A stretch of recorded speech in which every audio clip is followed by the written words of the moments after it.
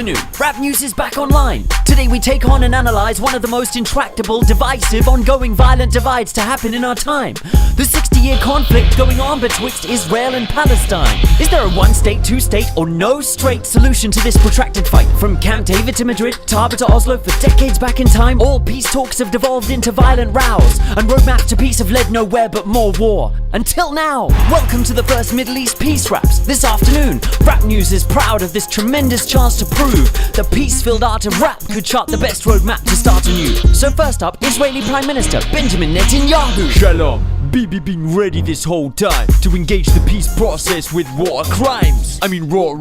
Alright, well, we'd like to bring the whole story to light. Please begin by telling us Israel's side. How did this war arise? The fact is, my people have suffered awful tragedies, centuries of persecution, diaspora. We were slaughtered, massacred. In the Shoah, Hitler tried to have us wiped off the map, and thus we sought a safe harbor, a place to gather us. Some told us go to Argentina, others go to Uganda, but we said go fuck yourselves. And like Exodus, we came back to our biblical homeland, Eretz Israel, which the Lord handed us. And then in 1948 we declared the birth of the Jewish state. Your people have indeed suffered massively, unimaginably, and should have sanctuary, not just in the Middle East, but wherever they happen to be. However, isn't the Holy Land holy also to Christians and Muslims?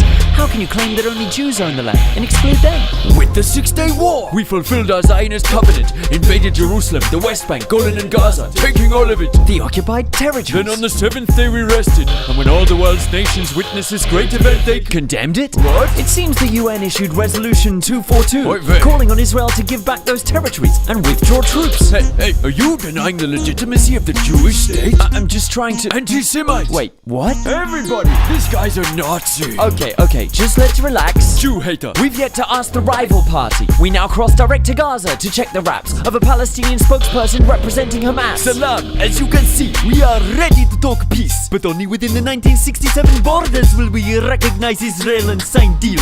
Oh yeah? Recognize these. Kapow! Hamas? Now he looks more like hummus. What a mess. Mr. Netanyahu, you killed him. I guess. But it was in self-defense. No, it wasn't. Yes, it was. Yes. Check out the news coverage from the US. I'm Brian Washington.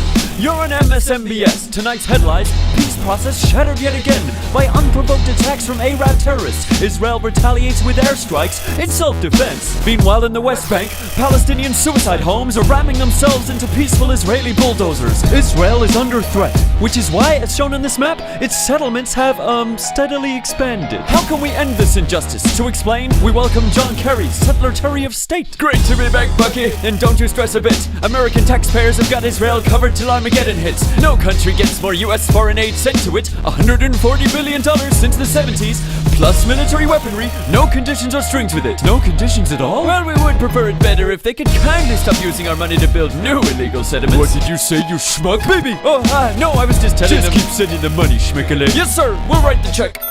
Wait, we're getting a call from some Jewish guy in Brooklyn. He's on the line with us. An American Jew? He's bound to be pro-Zionist. Let him speak. Hello, MSNBS? Yes, you're on the screen. This is Norman Finkelstein, ringing in to state the truth in this case. Israel is a lunatic state. It's no excuse to steal Palestinian land because Jews suffered genocide at Hitler's hands. A self-hating Jew. Everybody, this guy's an Ashkenazi. Shut up, BB. And I also condemn American policy of funding the theft of Palestinian territory. Okay, Finkelstein, we get the gist of all this. Now where were we? Financing war crime. That's a straight fact. Well done, America. Thank AIPAC. They got us by the taint sack, so we have to wave that Star of David flag. But it's worth paying cash to have Israel's back. That's true. They're the only nation in the Muslim backwoods that shares our American values. Give us some examples. We both love trampling international law. Constantly. We're both nuclear states and democracies with terrorist foreign policies. And obviously, both America and Israel were built by occupying territories of native peoples. We're both settler colonies. Awesome. Publicity time. Keep your eyes on the screen. Hey, I'm Scarlett Johansson, and my real job is promoting illegal occupations. It's easy. You start by taking other people's land and water, send in Zionist settlers, push the natives out of their homes, causing bloodshed. And look, settlers' dream, better for Israel and all of us.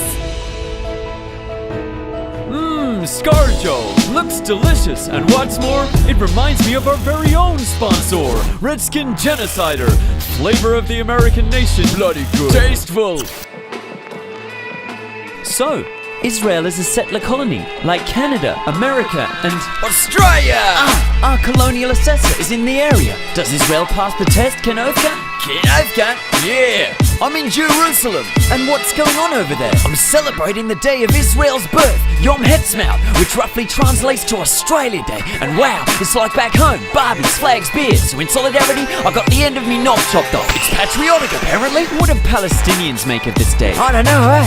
Perhaps you should ask them. Okay, I'll ask the natives. Wait. Oi, hello, can you hear me? Salam! Hey, how do you celebrate this wonderful day? We natives participate with smiling face in this party, mate. Just like your aboriginal people on Invasion Day. And I was cast out from the lands of my mom and my father. Now I dance as an outcast to the bombs over Gaza. بينادوا يوم الاستقلال احنا بننادي النكبة. And we sing Israel, where independence is our nakba. Sounds great. I love a party with a snack bar. Not a snack bar, Crocodile Dundee. Nakba. It means a catastrophe. Anti-Semitic. It's far from truth. We are far from home. Zionism is far from Jews. How can I explain it to you? We lost our rights that day. And our barbecues. No Barbies? That's a tragedy. How can we help yous? BDS يعني مقاطعة. هاي الطريقة اللي بيستجم في تل أبيب زي اللي استجم في جنوب أفريقيا.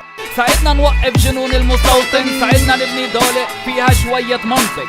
مش دولة اليهود بل دولة لليهود للمسيحية للمسلمين ليوسي لعبود لجيريس ولميل جيبسون. What the fuck شو خص ميل جيبسون.